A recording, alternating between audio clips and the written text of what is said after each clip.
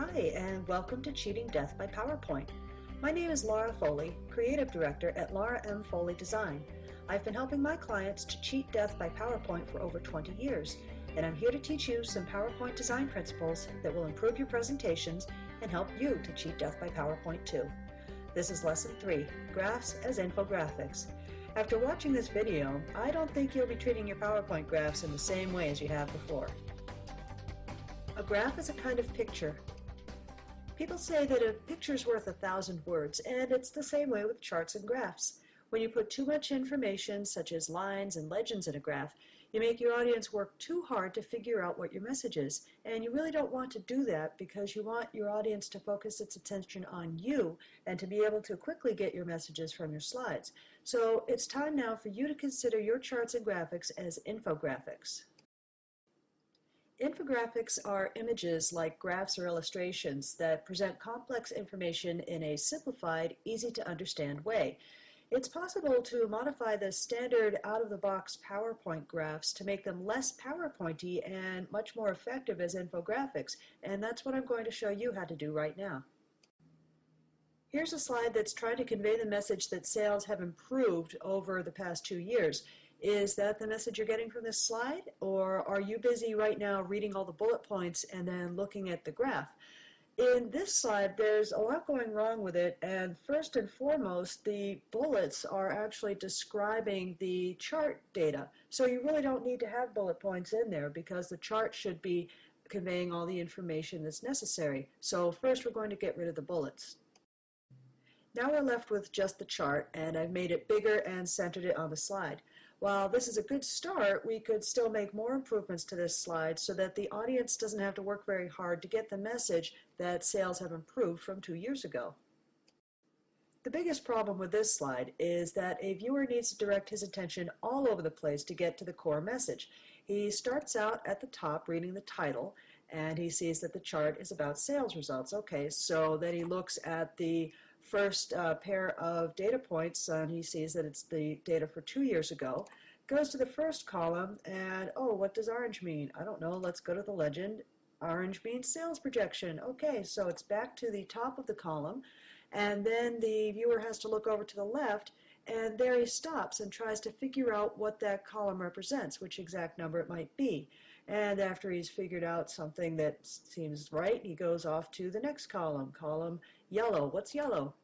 Oh, yellow is actual units sold. So now it's back up to the top of that column and over to the left again, and he has to make another calculation. So this is slowing down the people who are looking at the slide, and they are too busy trying to make these mental calculations to figure out what the chart means and not paying enough attention to what the presenter is trying to say. So the result is that this is the path that the viewer's eyes follow when they're looking at the slide. They repeat that process that I told you first for all 3 data sets. And that's way too much work for the audience. They should be able to just glance at the slide and get the information that the slide is trying to convey. Another thing that's wrong with this slide is the colors. The orange and the yellow are very garish. It's very vivid, looks like the circus is coming to town, and these are not colors that I would choose to present this kind of information in a business setting. This is how I have redesigned the chart to make it into an infographic. I've put the totals on the columns, so now there's no longer a need for the grid lines. I put the words projected and actual on the columns, so now there's no need for a legend. And I've changed the colors using gray for the projected results and green for the actual results. The green is also a reference to money and to revenue, which has been increasing year after year. And so now that this graph is readable at a glance, it's an infographic. If I were presenting this slide to an audience and I wanted to emphasize the fact that the trend is that sales are increasing, I would put in an animated trend line like that to show that sales are going up. So to review, we went from this, which is the actual size of the graph when we first were introduced to it, to this.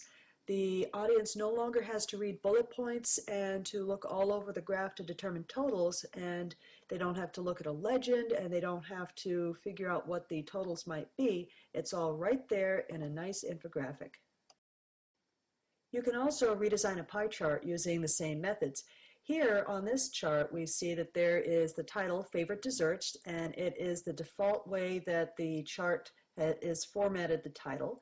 We have a legend going down the right side so that you have to bounce back and forth between the chart and the legend to figure out what the wedges are.